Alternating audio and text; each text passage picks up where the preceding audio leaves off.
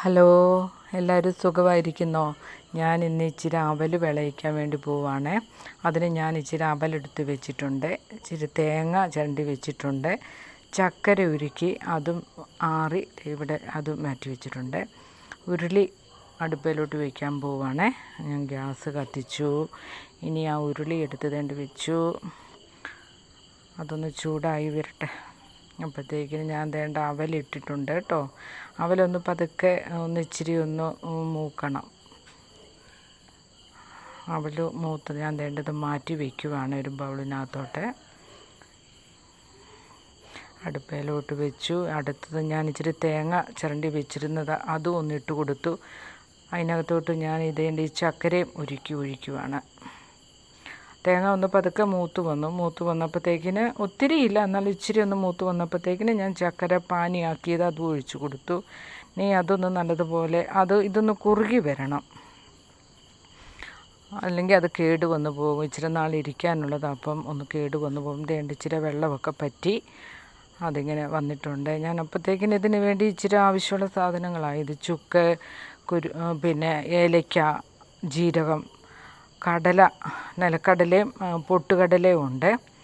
ഞാൻ ഇതൊന്ന് വറുത്തെടുക്കാൻ പോവുകയാണ്. ഇത് ആവശ്യത്തിനുള്ള ചുക്കാണ്. 2-3 കഷ്ണം ചുക്കും, ഇച്ചിരി ഏലക്കായും, ഇച്ചിരി ജീരകപ്പൊടിയാണ് കേട്ടോ, പൊടിച്ച് വെച്ചിരുന്ന് അതിൻ്റെ ജീരകപ്പൊടിയുമാണ്. ഇനി പാന് വെച്ചിട്ടുണ്ട്. അതിനകത്തോട്ട് ശകലം നെയ്യ് ഒഴിച്ചു കൊടുക്കുവാണ്. ഈ നെയ്ക്കകത്തോട്ടാണ് ഞാൻ കടലയൊക്കെ ഇടാൻ പോണേ. എന്നിട്ട് ഇതിനകത്തൊന്ന് കിടന്ന കടലയൊക്കെ ഒന്ന് മൂക്കട്ടെ.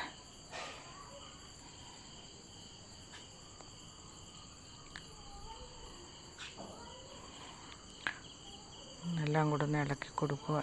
ഈ തേങ്ങ അതൊന്ന് അതിൻ്റെ വെള്ളമൊക്കെ പറ്റി ചക്കരപ്പാനിയൊക്കെ പറ്റി ഇച്ചിരി മൂത്തിട്ടുണ്ട്. ഇനി ഈ അവൽ ഞാൻ അതിനകത്തോട്ട് ഇട്ട് കൊടുക്കുവാണ്. ഇത് ഞാൻ ഇച്ചിരി നല്ലതുപോലെ ഡ്രൈ ആക്കി എടുക്കും, കാരണം ഇത് ഇച്ചിരി പെട്ടെന്ന് തീരത്തില്ല. അത് കാരണം ഇച്ചിരി നല്ലതുപോലെ ഡ്രൈ ആക്കി എടുക്കും ഞാനത്. ഞാൻ സാധാരണ എടുക്കുന്നതാണെങ്കിൽ ഞാൻ നല്ലതുപോലെ ഇച്ചിരി നല്ലതുപോലെ ആക്കത്തില്ല. ഇപ്പം ഞാൻ ഡ്രൈ ആക്കുക. ഞാൻ ഇതിനകത്തോട്ട് ഈ കടലയും ഇതുമൊക്കെ വറുത്തതിട്ട് കൊടുത്തു. അതിനിടയ്ക്ക് ഞാൻ അതിനകത്തോട്ട് ജീരകപ്പൊടി അത് പൊടിച്ചത് അതും ഇട്ട് കൊടുക്കുക. ഒന്ന് ഇളക്കി നല്ലതുപോലെ ഒന്ന് മിക്സ് ചെയ്ത് അതിൻ്റെ വെള്ളമൊക്കെ പറ്റി ഒന്നേ തൊടാത്ത രീതിയിലായിട്ടുണ്ട് കേട്ടോ. അപ്പം